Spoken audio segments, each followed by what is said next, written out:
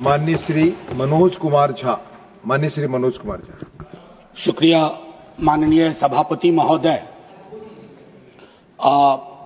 मैं उम्मीद करता हूं कि दिन के जिस प्रहर में अपनी बात रखने के लिए खड़ा हुआ हूं, ना कलुषित कोई बात करूंगा, ना आक्षेप होगा, कुछ चिंताएं होंगी, कुछ सरोकार होंगे। 3 हिस्सों में अपनी बात, अपने दल की बात आपके समक्ष रखना चाहता हूं।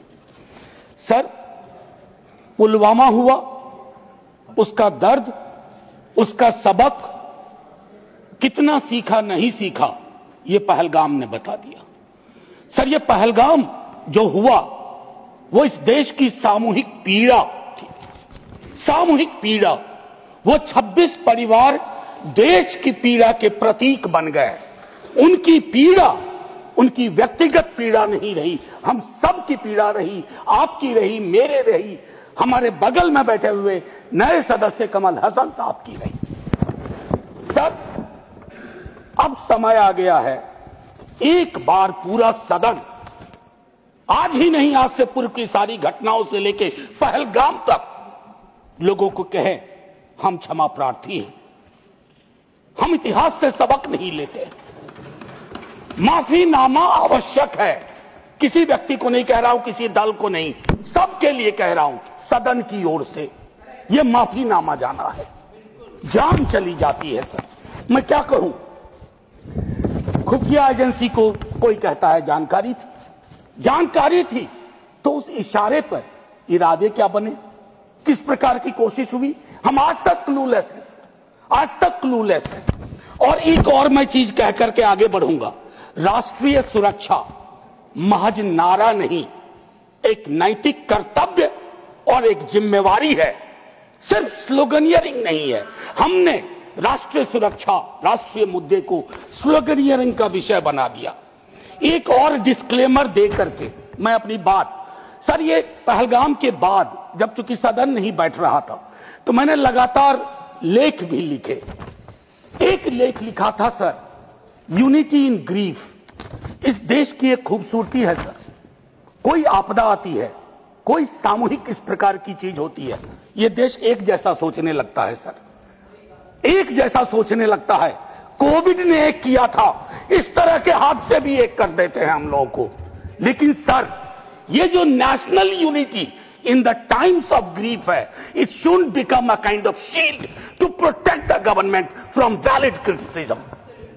ये फर्क है ना सर, ये फर्क मैं समझता हूं कि एक परिपक्व लोकतंत्र में यह अंतर स्पष्ट होना चाहिए कि सैन्य सेवा और राजनीतिक नेतृत्व अलग अलग चीज है।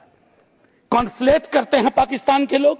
कल ही मिलिंद भाई बता रहे थे, यह हालांकि बहुत पिटा हुआ डायलॉग है कि all Nations have an army, Pakistani army has a nation.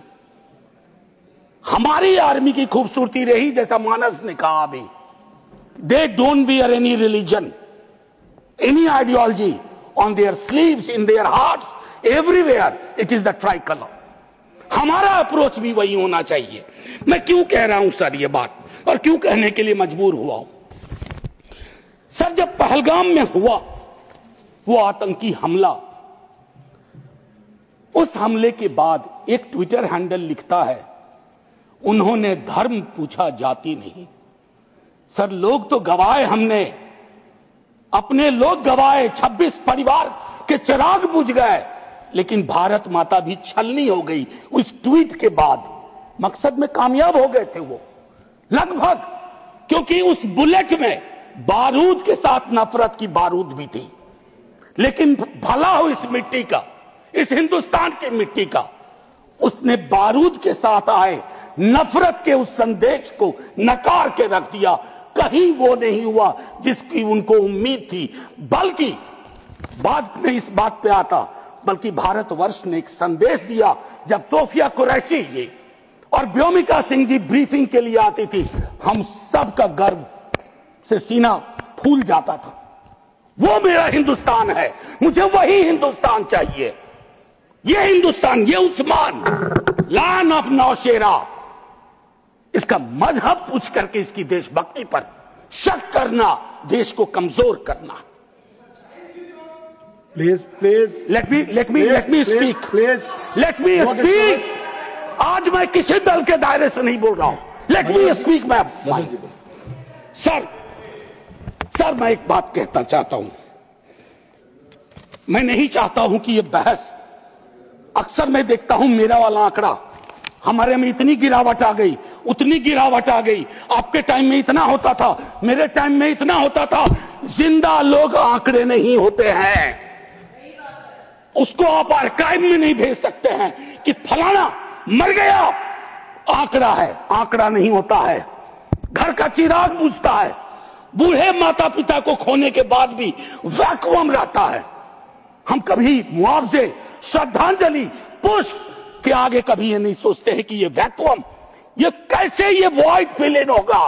सच तो ये है कि जवाबदेही तय नहीं होती है. मैं अक्सर देखता हूं, मैंने अपने नेता से भी पूछा, कुछ पार्थिव शरीर बिहार भी आ रहे थे.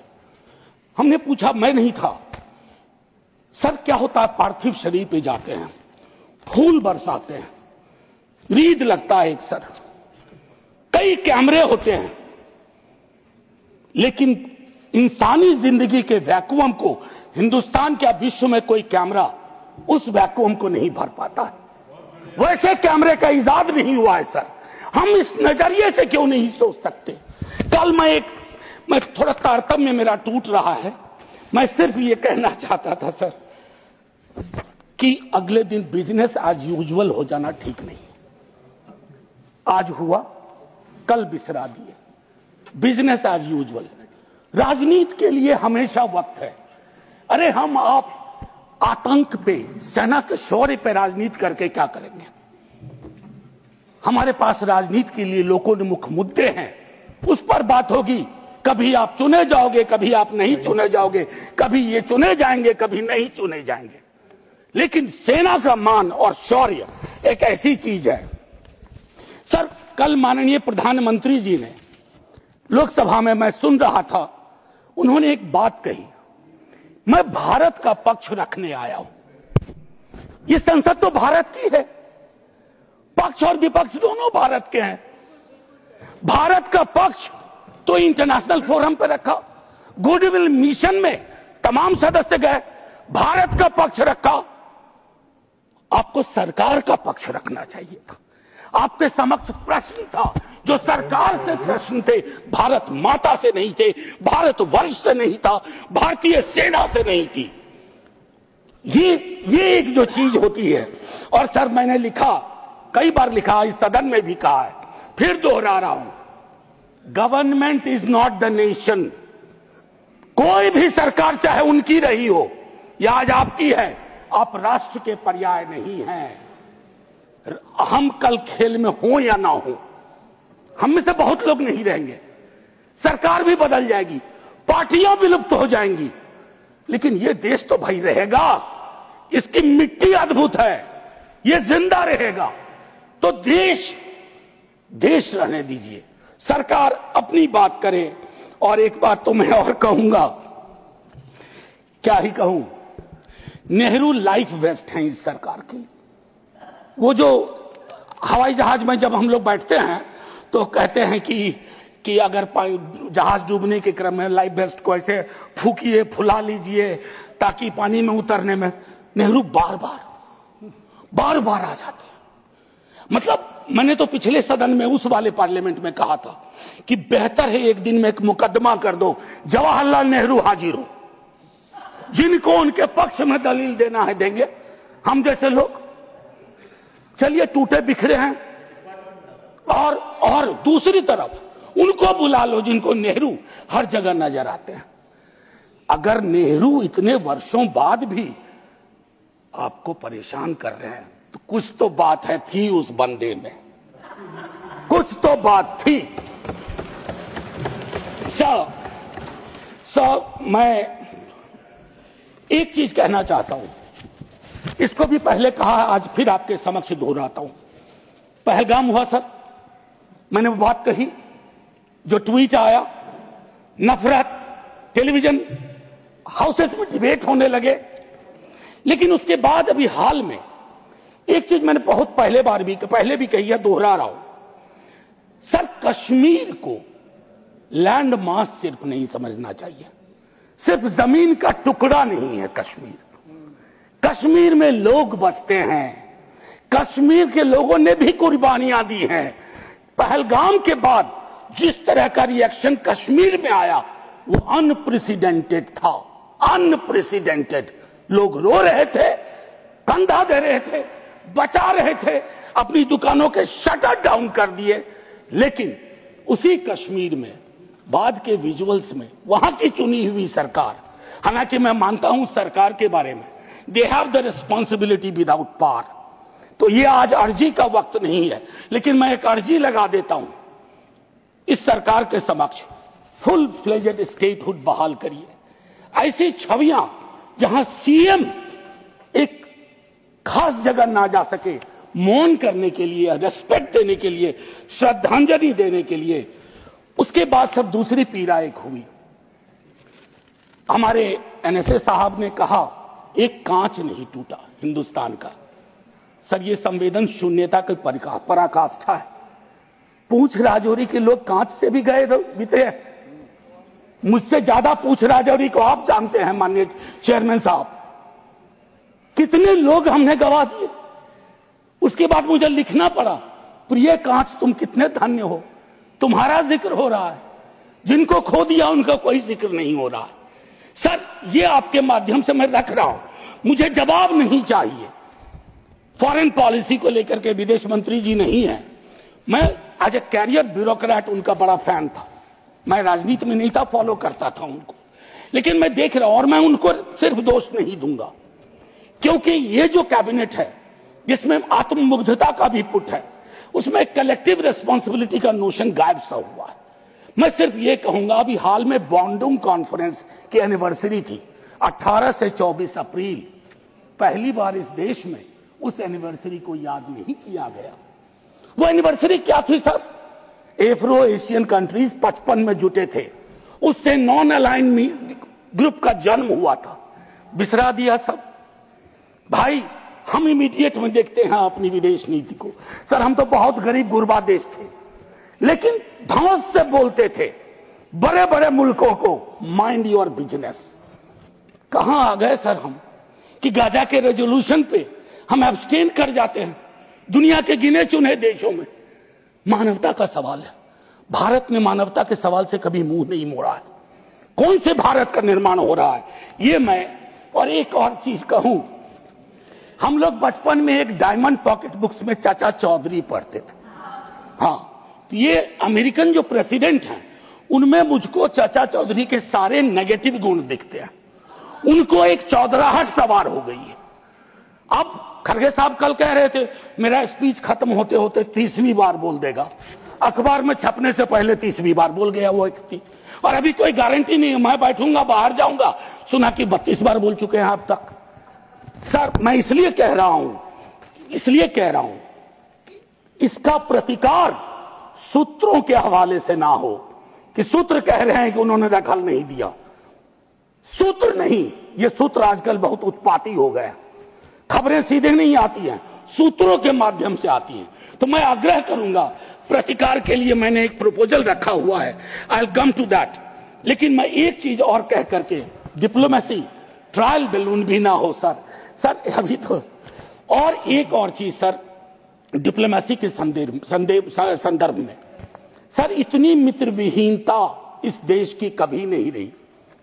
आपने गुडविल मिशन पूरी दुनिया में भेजा, बहुत अच्छा निर्णय था। इस रेजिम में पहली बार इस तरह का मिशन हुआ था।